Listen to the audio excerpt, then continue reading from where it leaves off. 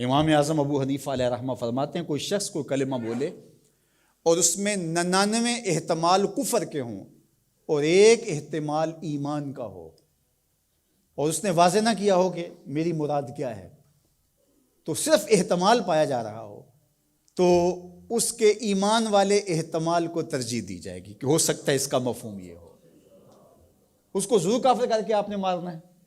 تو یہ جلد باز مفتی جو ہوتے ہیں، بلکہ وہ آج کل اصطلاح چلتی ہے فیس بک کی مفتی اور نابالغ مفتی، فتوے کو بھی کم از کم کوئی پختہ عمر آدمی ہو تو وہ فتویٰ دینا شروع کرے۔ یہ اتنے جو ہے وہ جو فتویٰ دینا شروع کر دیتے ہیں، پھر ان کے فتوے کی مشین گن ایسے چلتی ہے کہ پھر کسی کو معافی نہیں کرتے۔ یہ بھی غلو ہے، یعنی صحیح فتوے کو بھی قبول نہ کرنا یہ بھی غلو ہے۔ اور دوسرا یہ ہے کہ بس تم فتویٰ دینے پہ تلو اور دیکھو نہ کہ وہ کیا کہہ رہا ہے اور ایک دم فتویٰ جڑ دو، تو یہ بھی غلو ہے۔ تو فتویٰ یہ شریعت اسلامیہ کا ضابطہ ہے، مفتی شریعت نے بٹھائے ہوئے ہیں۔ حضور کے زمانے میں اور حضور علیہ السلام کے بعد باقاعدہ صحابہ مسائل بیان کرتے تھے، فتویٰ دیا کرتے تھے، لیکن حضرت صدیق اکبر رضی اللہ تعالیٰ عنہ کا زمانہ آپ دیکھیے، آپ نے 7-8 لوگوں کے علاوہ کسی کو جو ہے وہ اجازت نہیں دی تھی کہ وہ فتویٰ دے۔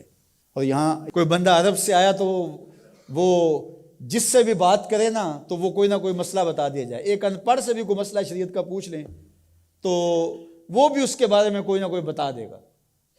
اور اسی طرح کوئی مرض ہو، وہ آج کل وہ کرونا وائرس چل رہا ہے نا، تو اس کے اتنے علاج آگے ہیں کہ ابھی تک جو دنیا کے ماہرین بیٹھے ہیں سر جوڑ کے، ان کو بھی نہیں پتا جو علاج یہاں موجود ہیں۔ کوئی کہتا ہے پیاز کھاؤ تو ختم ہو جائے گا، کوئی کہتا ہے فلاں چیز کھاؤ تو ختم ہو جائے گا۔ تو وہ کوئی بندہ عرب سے آیا یہاں، تو واپس جب گیا تو کہا کہ آپ وہاں گئے تھے بر صغیر میں، تو وہاں کے لوگوں کے حوال سناؤ، تو اس نے کہا کلو طبیب کلو مفتی، سارے کے سارے ڈاکٹر ہیں اور سارے مفتی ہیں۔ فتویٰ بھی ہر بندہ دیتا ہے اور ہر بندہ جو ہے وہ کوئی نہ کوئی نسخہ بھی بتا دیتا ہے۔ میں ایک دن لڑکوں کو بتا رہا تھا کہ میں شوگر کی وجہ سے، وہ ظاہر ہے یہ ایک ایسا مرض ہے کہ جو ظاہر ضرور ہو جاتا ہے، کہیں چائے ہو تو جی یا اس میں چینی نہ ڈالنا، یہ چیز نہ دینا، تو پتہ چل جاتا ہے شوگر ہے۔ میں نے کہا میرے پاس شوگر کے اتنے نسخے آ گئے ہیں کہ اگر میں چاہوں تو جو ہے وہ اس پر کئی جلدوں میں کتاب لکھی جا سکتی ہے۔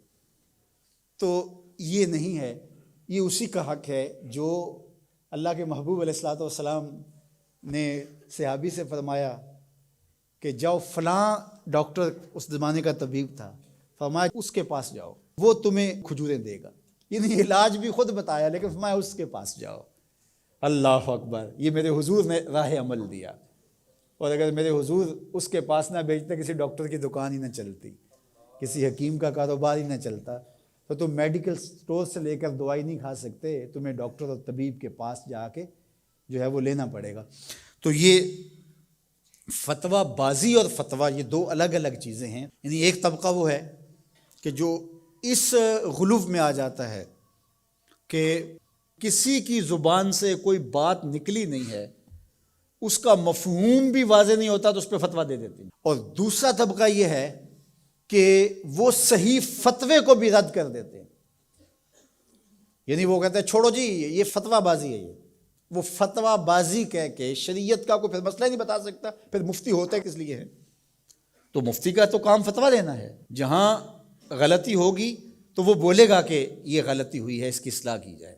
افراط و تفرید کے یہ دو راستے ہیں کہ کچھ لوگوں نے شریعت کو اتنا آسان لے لیا، اتنا سہل لے لیا کہ جو مرضی کرتے رہو، اور وہ کیا کہتے ہیں جی دین میں کوئی جبر نہیں ہے، اور آیت کیا پڑھتے ہیں لا اکراہ فی الدین، دین میں کوئی جبر نہیں، حالانکہ اس کا یہ مفہوم ہی نہیں ہے جو لوگ لے رہے ہیں۔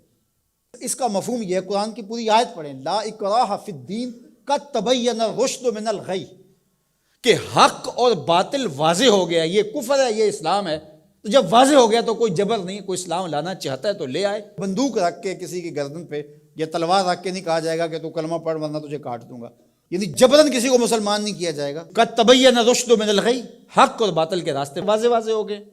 لیکن اس کا یہ مفہوم لوگوں نے لے لیا کہ دین میں کوئی جبر نہیں ہے، مطلب کیا کہ جو مرضی کرتا پھرے۔ میاں جب تم اسلام لے آئے ہو تو پھر اسلام کی پابندیاں تو تمہیں قبول کرنی پڑیں گی۔ تم کسی بھی ملک میں جاتے ہو تو اس کے قوانین کیا تم وہاں فالو نہیں کرتے ہو؟ اگر نہیں کرو گے تو چالان ہوگا یا نہیں ہوگا؟